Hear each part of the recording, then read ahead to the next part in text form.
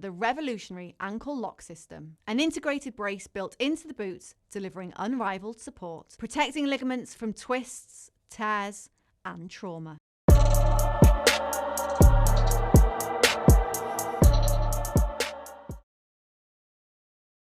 Regan Slaymaker for Boxing Social in association with Empire Fight Store and R Kings, and I have the pleasure to be joined by once again the voice of boxing, Adam Smith. Adam, I mean, a busy week of boxing for yourself with GBM and Carl Davis as well this weekend.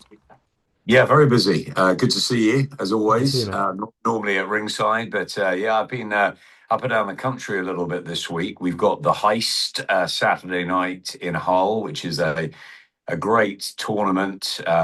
Izzy and GBM have reinvented, I guess, what we had with Prize Fighter and Ben did with the boxer tournaments as well on Sky. But I think it's the first time a tournament show is going to happen on the Zone. And I think after the last weeks of terrific action, and obviously ahead of Eubank-Benn and the massive show in Riyadh and everything to look forward to on the Zone in terms of sort of traditional boxing, it's an 8-man super middleweight tournament with a 25k cash prize, and it should be a really fun, entertaining, exciting night for the fighters and for the fans. So that's in Hull.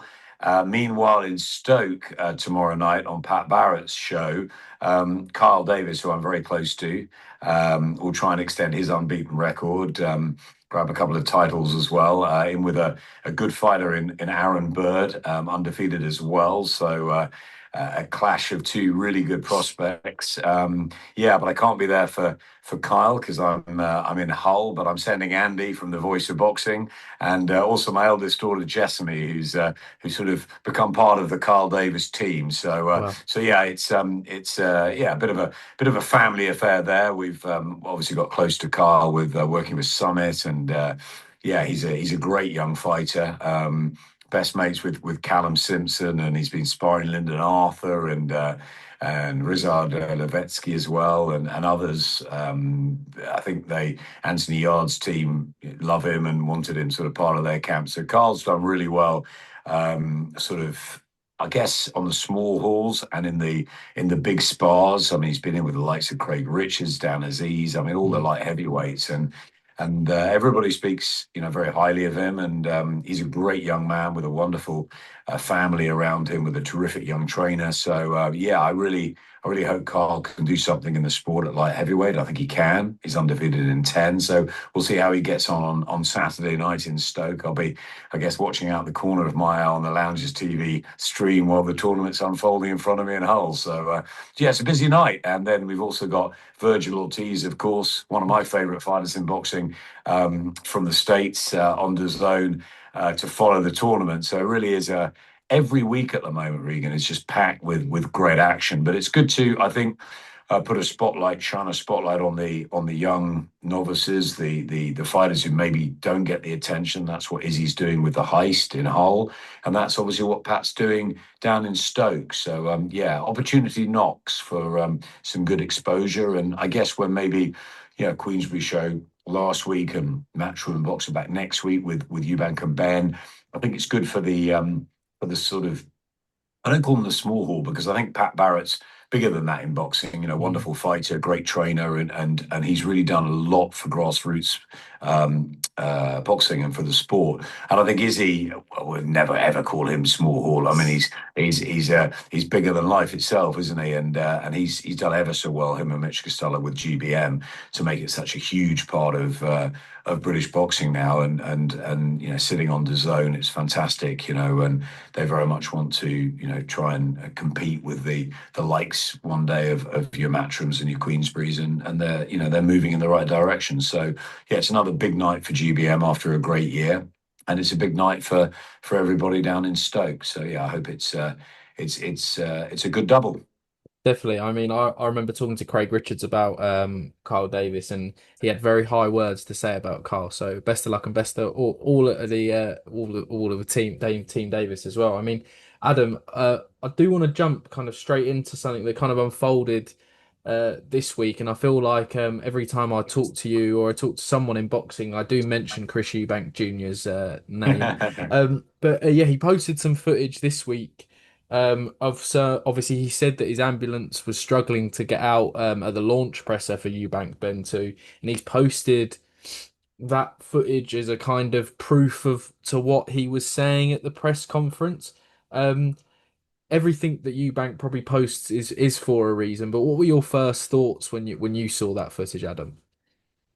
I think we all know who Chris is, right? He'll conduct himself, and he will push the stories that he wants to push, and he will say what he wants to say. And why we're so fascinated with this rivalry is because his dad, in many ways, was very similar. The apple doesn't fall too far, and same with Nigel and Conor. Nigel was very much the heart on your sleeve, the yeah, they're very like their dads, right? And this story has gone on for 3, 4 decades. I was fascinated with Chris Eubank Senior when I was a teenager. Before I even really got into boxing, I loved Chris. I loved the theatre and the dramatics, and I didn't love Nigel. I loved Nigel when I started working with him at Sky. I thought he was terrific, but beforehand, he just I went with I was more a Eubank as a fan, a Eubank. But most people were Ben fans, I think. I mean, people thought Chris was just odd and weird and sort of flipped into the ring and postured and did all that sort of stuff with the gloves. And yeah, I loved it because I've always loved stories and entertainment. And I think what Junior is trying to do is similar. He's manipulating the story in any which way he can. Before the last one, we had the egg, we had all the stuff around the weigh-in and everything else. And look, we're not going to have quite the same dramatical theatre. His dad turning up on the night was one of the incredible moments that we've seen. I think in any event in sport recently. Just to sort of have the four of them together when you never thought that would happen, just hours before, or you're certainly not in the build-up. So I'm not sure we're going to get quite that on the night, but what we are going to get is we're going to get a terrific week of jibes to Eddie and back and forth as Chris loves to do.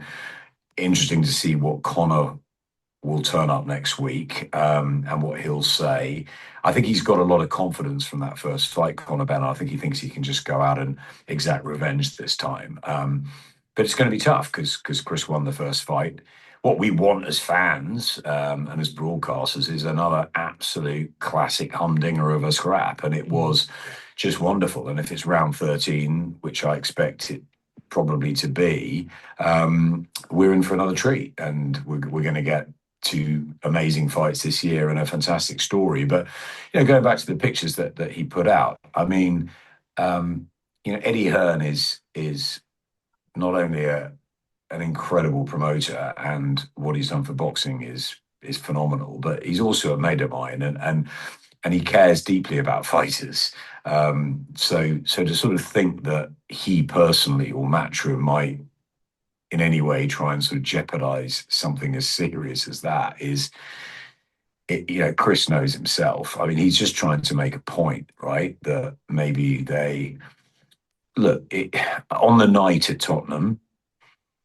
Andy Levada and I were two of the last people out of the stadium. I remember just seeing a few of the riggers, and there weren't many people other than I stayed and talked to Conor for ages afterwards, and we were late out, and there was still a huge amount of traffic in and around Tottenham. It was very, very difficult to get out. So I have no doubt that there may have been problems getting vehicles out, which obviously with ambulances, there shouldn't be. They should be getting straight to hospital. It was an exhausting fight. They both needed to be checked over. But yeah, to sort of set that first precedent that Eddie is responsible, and I guess he's sort of not saying maybe Eddie personally, but he's saying that the Matchroom organisation. But hang on a minute, there was multiple people involved in the organisation, and Tottenham Hotspur is one of the best stadiums I've ever seen in the world. The staff are phenomenal. Everybody wants it to be as safe and as brilliant a night and event as they can be. So my feeling is that there was just probably traffic getting out, difficulties on that front, and hopefully they won't have that issue again if there's a problem, because ambulances have to get straight out. And we know, of course, with what happened at White Hart Lane, the difficulties there of getting Michael Watson out, and thankfully he's made the most unbelievable recovery in life, and he is one of the most inspirational figures we have in our sport, if not the most in Britain. And it's pulled Chris and Nigel and everyone close because of Michael. But, health and safety must come first in the sport. And the two of them gave their hearts and souls last time. And we've got to make sure that they get, if they needed, medical treatment afterwards, they get it. But yeah, I mean, it's, we know what Chris is doing. And it's deliberate to try and get a response, a reaction, to try and push an event. And he will keep being, I guess, divisive to some, intelligent to others. He's very, very good at controlling narratives, isn't he? And it will be interesting to see what happens next week. But no, it's there's no one to hold him to account, I don't think. I wasn't there at that moment, but everything that I know about the people that were involved in the event tells me that they would have wanted fighters to get to hospital as quickly as possible. And it must just have been traffic around the stadium at the time. No, for sure as well. And I feel like that's where I kind of stand. I mean, if there's one thing that Eubank Jr. is good at, is getting a reaction out of people, and I think we'll probably see that probably earlier than the week than we would later. I mean, with the fight itself, Adam, like you just said, I think we're all imagining round 13. Who do you think that favours going into that round 13? Obviously, it was a brutal fight for the pair of them. They were both exhausted, probably Chris more than Conor, it's probably fair to say. But who do you think round 13 favours? Well, in the first fight, I thought there was a moment, maybe third or fourth round, that I thought, wow, Conor Benn's got a real chance here. And I wasn't sure with the inactivity and the weight and everything else, that I thought Chris was very favourite for me going in. But I thought there were times where Conor got to him, and I wondered whether Chris is maybe the length of his career and the push down to the weight may have been too much, but he gutted it out down the stretch last time, which was the really impressive thing for me. Look, both were exhausted at the end. It was one of those sort of fights where all the expectation, the anticipation, the controversy, the almost like should we watch it, shouldn't we watch it type thing, the theatre of the first fight. What they did in the ring was they proved it was worth every second of watching, and that's why we must tune in again, live on DAZN for one of the biggest rematches in modern times. And it will be, I think, another pulsating, thrilling affair. Who does it favour going into round 13? I keep sort of twisting on this fight. I thought Chris would win it first time round, but I'm not sure this time, because I think Conor, a few months down the line, although tasted defeat for the first time and had that sort of gutting feeling, and he was devastated afterwards. The pride, the machismo, everything, but losing the fight. I think that he would actually have gone back with Tony to the drawing board and thought, okay, what can I take out of this? And actually, there were a lot of positives that came out of the first fight for him. And I just think that a little bit 6 months later, maybe better at the weight, with that experience of going 12 hard rounds with someone as good as Chris, who was naturally bigger, I think will give him a huge amount of confidence going in. So it may favour Conor round 13. But then Chris is clever, and he knows how to navigate fights, and he knows he beat him last time, not massively, but with a good margin, and he'll be very confident that he can do the same. And maybe if Conor feels he can stop Chris this time, maybe that will possibly be his undoing, certainly in Eubank's mind. I think it's another one that's really tough to call, honestly. I think it's a really hard fight to pick because there were ebbs and flows in the first fight. And okay, Chris won it down the stretch, but there were times where we didn't think he would. Declan Rice was sitting right behind me, and he's a big mate at Conor Benn's, and he said to me after about 5 rounds, he said, "Ad, what do you think?" And I said, "I think he's got a real chance here." But it sort of went away with him in the last sort of quarter of the fight. Look, both of them have got a very, very good chance of being victorious. I guess the perfect storm is Conor wins and we get a trilogy. But I think Chris is going to be very, very difficult to beat again. Really difficult. But I think Conor will be more confident going into it. I obviously he was confident the first time, but he hadn't been in there with him. And now I think that he knows he's gone 12 rounds with him. That will really boost him. And I think also he's younger, but he'll have had those few months to fill into the weight a bit better. But yeah, Chris is still going to be naturally the bigger guy, and he's fought at a higher level than he won the first fight. So you'd sort of be a fool to go against him, but you just don't know. That there will be more twists and turns. Will it be as much of a firecracker from start to finish as the first one? We don't know. Will they go there again? Their dads didn't do that in the rematch. It was a different sort of affair. But I think these two are different. You know, they're very similar in their sort of mental outlook to the sport, but physically, I think they're slightly different to their dads. I think Chris Senior always looked for that sort of careful way to win, but I think Junior showed in the last one that he can. Mind you, Senior at the end of his career against Carl Thompson, you know, in defeats, was actually fighting a lot more, biting down on his gum shield. And I think Junior has proved he can do that. So, look, I think it's going to be another great scrap. I think both are going to have their moments. And it'll be down to the quality, and it may be a close one that goes down the stretch again, and the judges have to sort of, you know, figure out sort of who they prefer, they like better. I mean, it's likely to go the distance again, you'd have thought, but you never know. What's it taken out of Chris that first fight, and the getting down to the weight and doing it again? He's not getting any younger, but he's had a shift in his backroom team, and that may give him the added sort of confidence again, and also the, you know, more intelligence around him. But then Conor and Tony have got a great partnership relationship, and he'll be very important again, Tony, just to hold Conor back and make sure he sticks to the game plan. So yeah, the younger, fresher guy will be Conor Benn, but he lost last time, and rematches often go the same way, and with Eubank and Collins, they were two different fights, but they went the same way.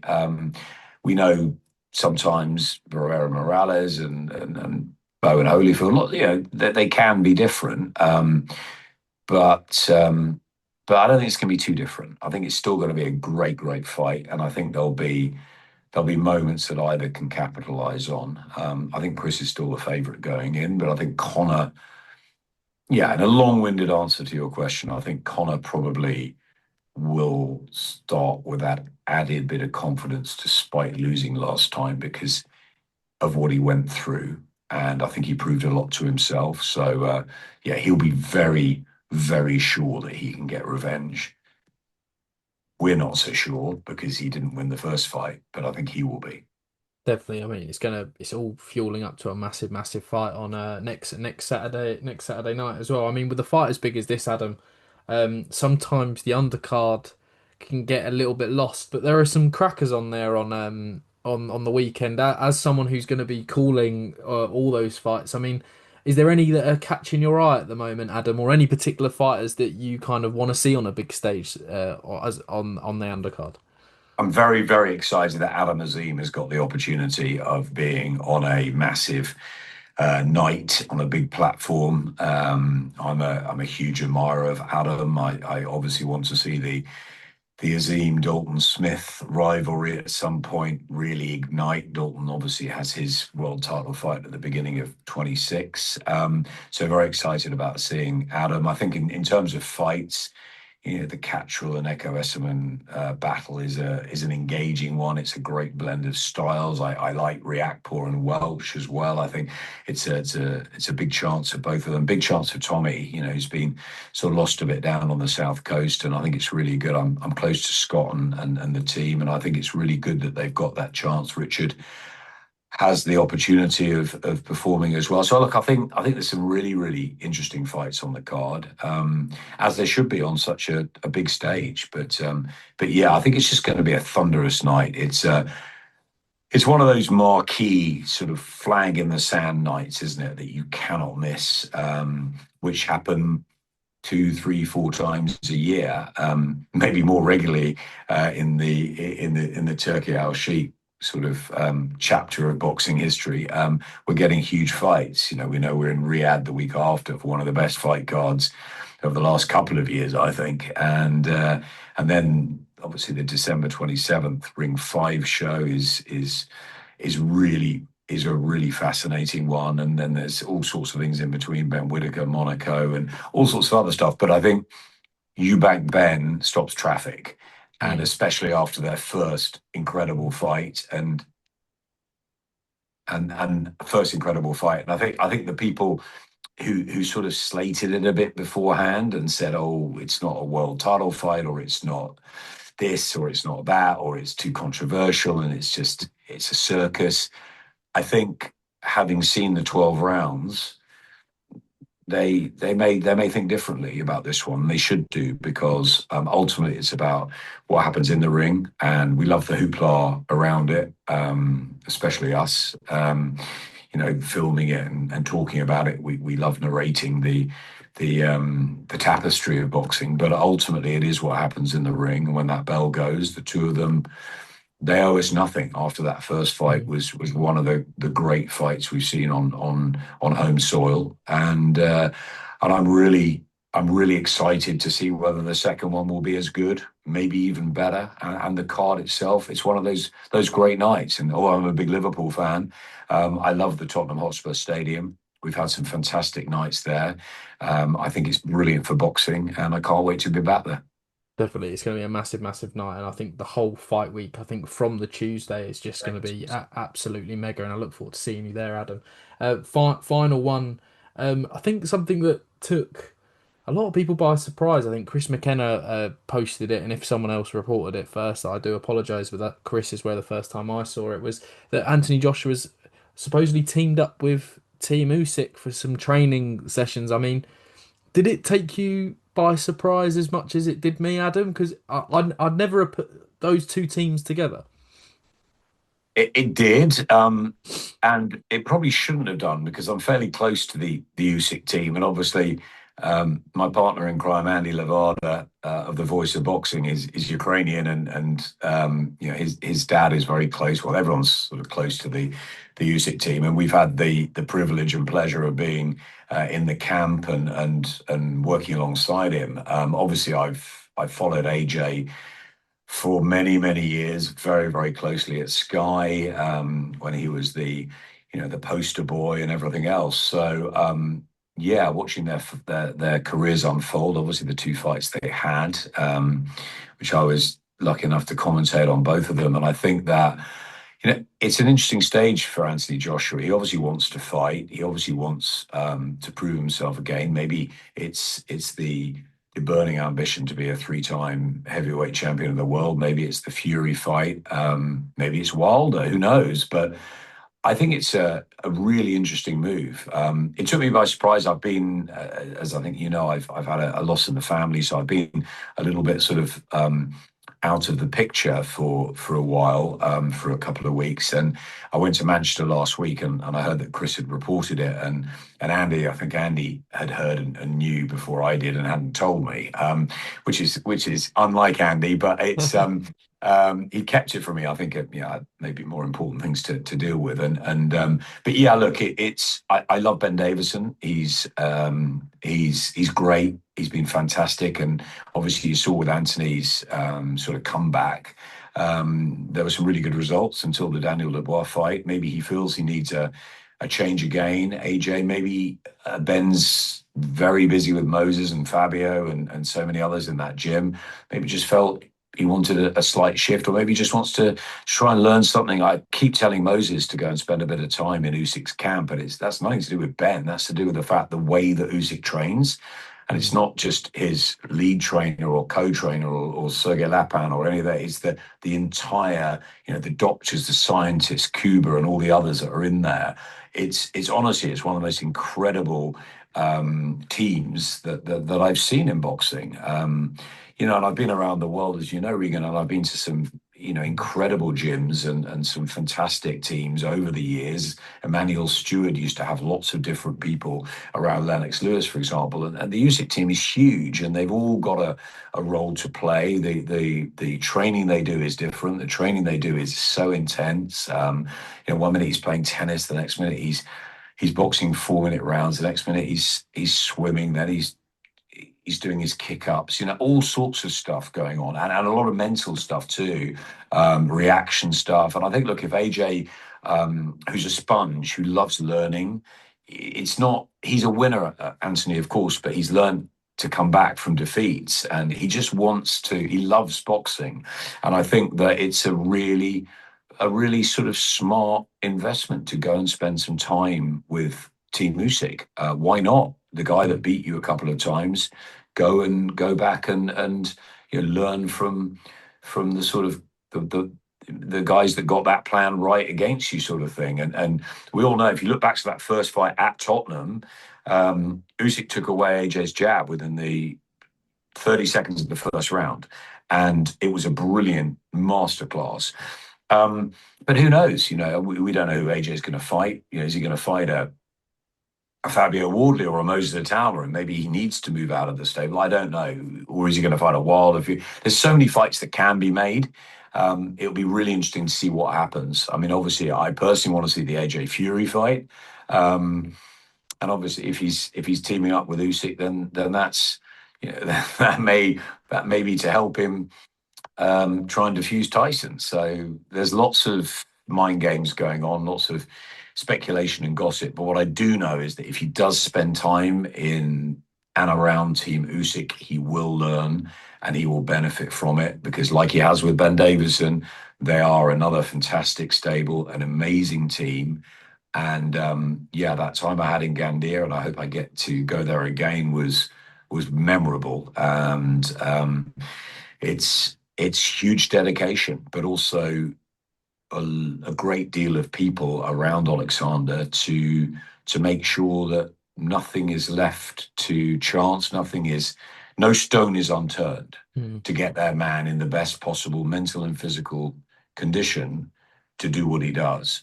And what he has done has been beyond exceptional in boxing. He never has to fight again, and he will be etched in history forever and ever and ever. But we all wanted to see him fight again because he's so good. So hats off to AJ if they made that decision, him and Freddie and the guys closest to him. But I'm sure he'll be very respectful of Ben Davison and everything Ben's done for him. And Ben, of course, has the heir apparent in Moses. So, hang on a minute. What about Fabio? He's number 2 in the world, isn't he? Yeah. And he's going to get the crack at Usyk. So there's all sorts. Maybe AJ's joined the Usyk camp to spill some stuff on Fabio. Look, I think they're all fighters trying to do the best and trying to become a world champion. The trouble is, Alexander Usyk is in a bit of a world and a league of his own. And there's so many people sort of scrambling around for that shot or the opportunity to call themselves a world champion, or in AJ's case, a 3-time world champion. But it's not going to be easy beating Usyk. So unless the belts fragment or splinter and we get other ways, then there's going to be very interesting to see if who gets that shot. It looks like it should or could be Fabio in the spring. That'll be amazing if that happens at Wembley. Rocky won probably when he came back from the 9-10 rounds of Justice Hooney outboxing him to land that right hand, Rocky 2 against Joe Parker, and this will be the third Rocky, won't it? And if he can land a shot on Usyk, so yeah, look, there's lots to unfold, but what I think it does set up is a very, very interesting, engaging, and exciting 2026, where we're going to see a huge amount of heavyweight action. Queensbury have got most, as we know. Matchroom, of course, have AJ still, and Sergey, and the guys have Usyk. So yeah, it will be a cracking year, I think. But I think it should be a year where Fury and AJ meet. That'll be the best for the sports fans, and that's what we want to see. I think sort of bookend their careers because they've been so good, haven't they? No, they definitely have, and I mean, yeah, I mean, I hope so. I might be wishful thinking, but to think that kind of Ben used to train Tyson Fury, now AJ's gone to Team Usyk, maybe because he doesn't want to train AJ for a Tyson fight. I mean, it's boxing rumors which we love, Yeah, that's the Adam. other thing. That's the other thing. Yeah, of course, because Ben and Tyson were so close, and so Mm, yeah. There's the trouble is, I think when there's some very, very select, excellent trainers at the top end of the sport, it's hard, right? mm, You saw with Don Charles and Daniel Dubois, all those great nights he had, but then he lost, and Daniel wants to go to somewhere else, and sometimes fighters decide to do that because they need a change or they need to freshen up. Some stay with their trainer their entire career. It's different, but yeah, as you said with Ben and Tyson, maybe that's another reason. But I think maybe it's because Anthony just wants to look after himself, and mm. it's getting pretty packed at the Ben Davison factory. There's so many good fighters. Maybe he just wants to. Maybe he's just seen. Look, he's a sponge, as I said. He's always been a sponge, and he's always wanted to learn from the very best. He took himself off to America, remember, looking for all Mm. those different trainers that time, and he's not afraid just to go and pack his gloves and travel and get out there and do it on his own almost. And maybe that's what happened. Maybe he pitched up, rocked up, and said, "Hey, I want to learn from you guys." Definitely. I mean, it's not going to be a bad thing for sure as well. Adam, I don't want to take up too much more of your time. So thank you again for your time, and have a fun packed weekend of boxing as you always do, mate. Thanks, Regan. Take care, mate. Cheers, mate. Thank you. The revolutionary ankle lock system, an integrated brace built into the boots, delivering unrivaled support, protecting ligaments from twists, tears, and trauma.